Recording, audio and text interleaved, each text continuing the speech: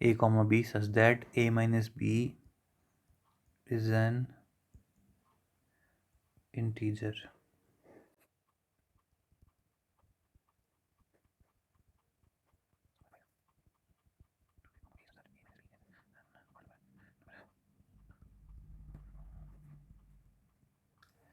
तो हमारे पास 4 ऑप्शंस हैं। देखिए, ऐसे जो क्वेश्चन है ऑप्शन वाले MCQ टाइप क्वेश्चन है वो तो आपको केवल कम्पिटिटिव एग्जाम में ही देखने को मिलते हैं। जो HPU के एग्ज़ाम में आएगा वो तो आपको सिंपल इनमें से कोई एक रिलेशन दिया होगा और बोला होगा कि उसको इक्विवेलेंस रिलेशन प्रूव कीजिए, तो आपको इक्विवेलेंस प्रूव करने के लिए उसको रिफ्लेक्सिव सिमेट्रिक और ट्रांजिटिव प्रूव करना होगा। ठीक है। तो सबसे पहले ए ऑप्शन को लेते हैं।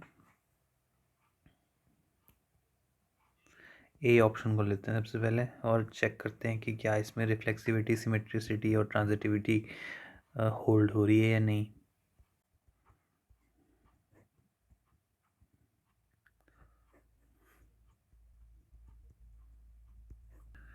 तो देखिए, रिफ्लेक्सिव होने के लिए इसमें डायगोनल एलिमेंट होने चाहिए। तो यानी कि A, और B, B और C, C और D टाइप के एलिमेंट इसमें होने चाहिए। तो देखिए, A, A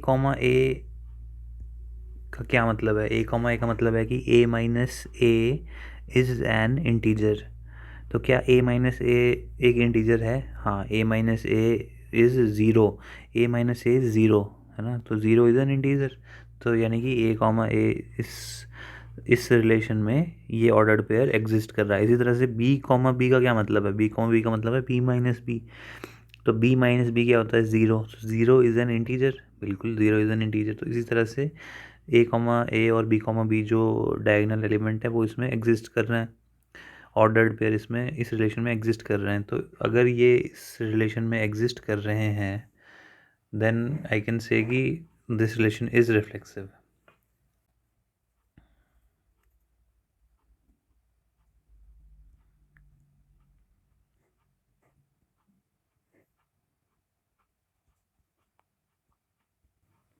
आप एग्जाम्पल के लिए इसमें 1,1 या 2,2 का एग्जाम्पल भी दे सकते हैं कि 1 minus 1 is zero, 2 minus 2 is zero. तो since zero is an integer therefore this relation R1 is reflexive.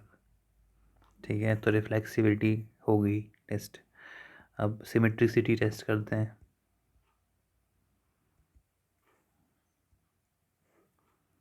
तो देखिए, सिमेट्रिसिटी का क्या मतलब है कि अगर A, B इस रिलेशन में है, R1 में है, तो A, B के R1 में होने से क्या मतलब है कि A माइनस B रिलेशन में A माइनस B एक इंटीजर होगा। ठीक है, तो क्या B माइनस A भी एक इंटीजर होगा? जी बिल्कुल होगा। क्यों? देखिए, एग्जाम्पल के तौर पे अगर मैं 1,2 को देखूँ तो 1 - 2 क्या होता है? -1 होता है, और -1 बिलोंग्स टू R1 है ना। -1 इज़ एन इंटीजर, तो इंटीजर बिलोंग्स टू R1। तो इसी तरह से 2,1 क्या इंटीजर होगा? 2 - 1 इज़ 1, तो 1 इज़ ऑल्सो एन इंटीजर। तो 1 also belongs to the relation R1। तो जब 1 2 और 2 1 है, यानी कि ऑर्डर्ड पेयर ए बी और बी ए एग्जिस्ट कर रहे हैं रिलेशन में, तो ये सिमेट्रिक होगा। जी हाँ, ये बिल्कुल सिमेट्रिक होगा। तो इसको मैं लिख देता हूँ।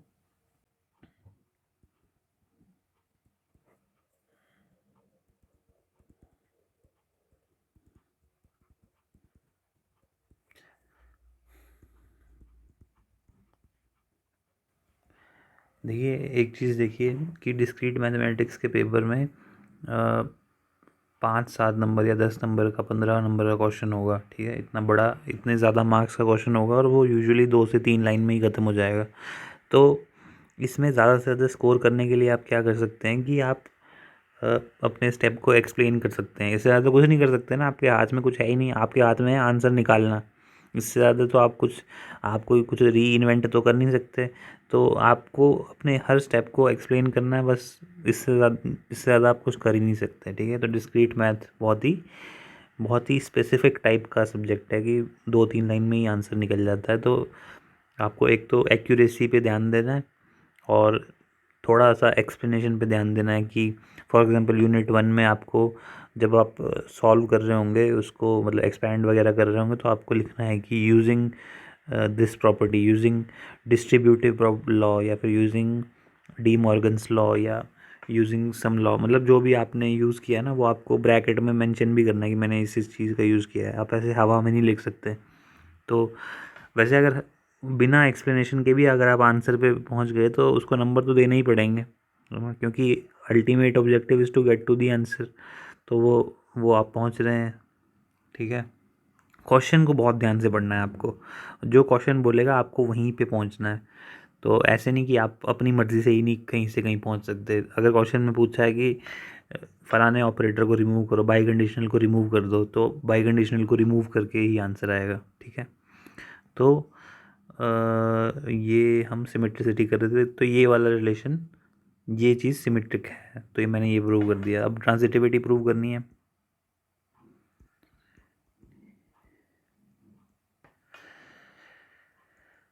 तो ट्रांजिटिविटी प्रूव करने के लिए मान लीजिए कि a comma b belongs to R1, यानी कि ए माइनस बी जो है वो एक इंटीजर होगा, और B comma C belongs to R1, यानी कि बी माइनस सी भी एक इंटीजर होगा। तो क्या a comma C belongs to R1 है?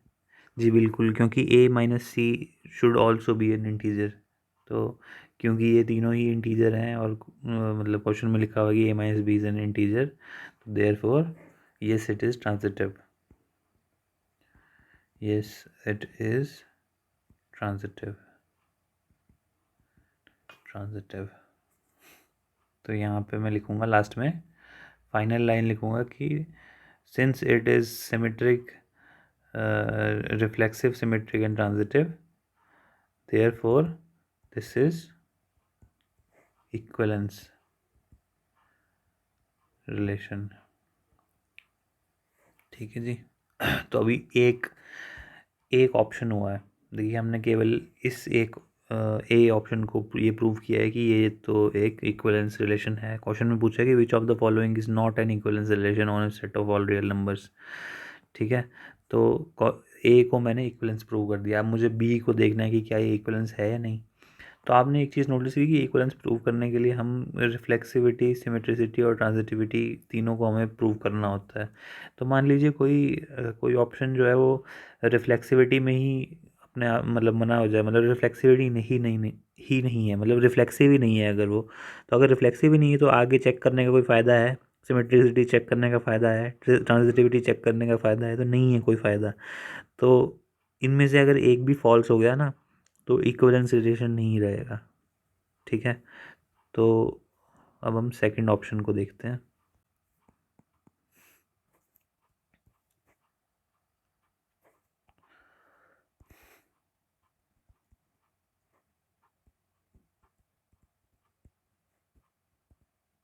देखिए अब इसने डिविजिबिलिटी बाय 5 के बारे में कुछ बात कही है, तो पहले देखते हैं रिफ्लेक्सिव, क्या ये रिफ्लेक्सिव है? तो देखिए अगर मैं ए कॉमा ए, यानी कि अगर हम उसी डायगोनल एलिमेंट को लें, किसी भी डायगोनल एलिमेंट को लें, तो ए कॉमा ए क्या होगा? ए कॉमा ए यानी कि ए माइनस ए, तो ए माइनस ए क्या हो जाएगा? ज़ीरो। क्या ज़ीरो डिविजिबल है 5 से? Yes, zero is divisible 5 by 5। तो zero is divisible by 5, zero when divided by 5 become zero. तो ठीक है, तो ज़ीरो इज़ डिविजिबल बाय 5। ठीक है, तो इसका मतलब ये हुआ कि a comma a belongs to R2, और similarly b comma b also belongs to R2। And जितने भी मतलब जो ओरिजिनल सेट होगा उतने वो सभी जो हैं वो इसमें R2 रिलेशन में होंगे। ठीक है, तो इसलिए मैं इसको लिखूँगा यस इट इज़ रिफ्लेक्सिव।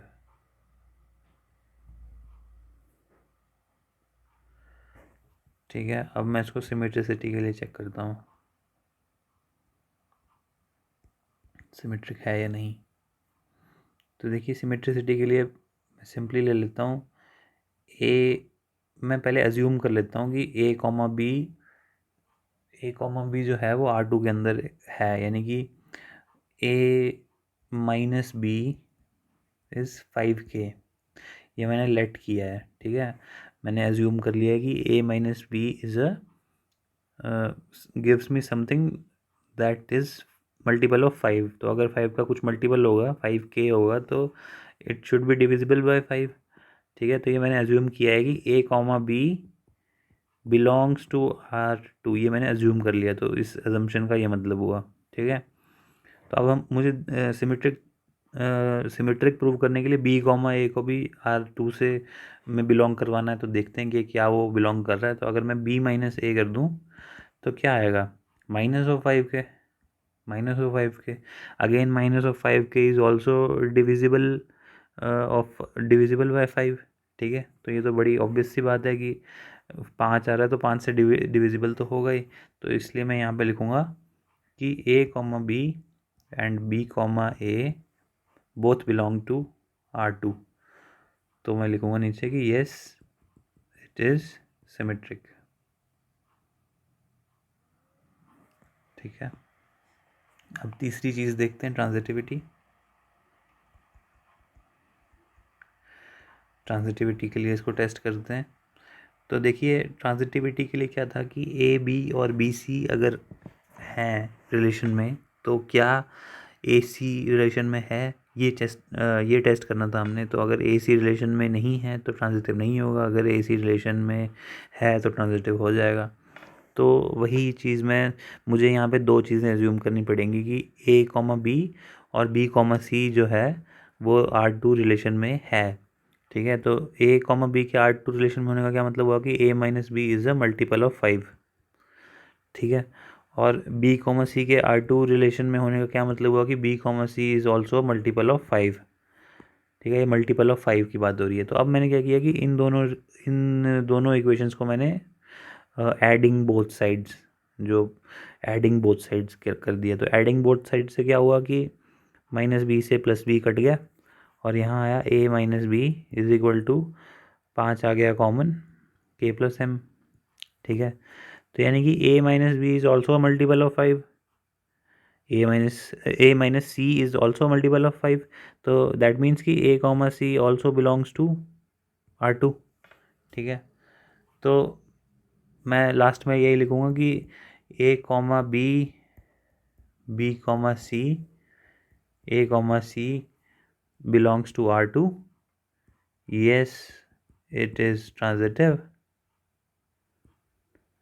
और अगर सिमेट्रिक, रिफ्लेक्सिव और ट्रांजिटिव है, therefore it is an equivalence relation, ठीक है, ये लिखूँगा। तो अब सी ऑप्शन देखते हैं। तो ए और बी ऑप्शन हो गए, दोनों इक्विवेलेंस प्रूव हो गए। अब सी ऑप्शन देखते हैं कि सी ऑप्शन में था R3 is equal to A comma B such that A minus B is an odd number, A minus B is an odd number. तो इसको रिफ्लेक्सिविटी के लिए टेस्ट करते हैं, रिफ्लेक्सिविटी के लिए टेस्ट करते हैं इसको। तो देखिए ए कॉमा ए यानी कि जो डायगोनल एलिमेंट है, ए कॉमा ए क्या इसके अंदर एग्जिस्ट कर रहा है, whether a minus a is an odd number. A minus a तो ज़ीरो हो गया, तो zero is not an odd number, zero is rather an even number. तो यहाँ मैं लिखूँगा a comma a does not belong to R3, therefore this is not reflexive. देखिए अगर ये रिफ्लेक्सिव ही नहीं है तो इक्विवेलेंस नहीं होगा, तो आगे हमें सिमेट्रिसिटी और ट्रांजिटिविटी को टेस्ट करने की ज़रूरत नहीं है। तो रिफ्लेक्सिविटी डिस्प्रूव हो गई तो आगे टेस्ट करने की ज़रूरत नहीं है, और हम यहाँ सीधा ही लिख देंगे कि this is not an equivalence relation, ठीक है जी। तो ये था इसका एक एग्जाम्पल। अगर आपको पेपर में आएगी prove that this is an equivalence relation, तो आपको तीनों रिफ्लेक्सिविटी, सिमेट्रिसिटी और ट्रांजिटिविटी के बारे में इसको टेस्ट करना है और फिर अपना आंसर देना है।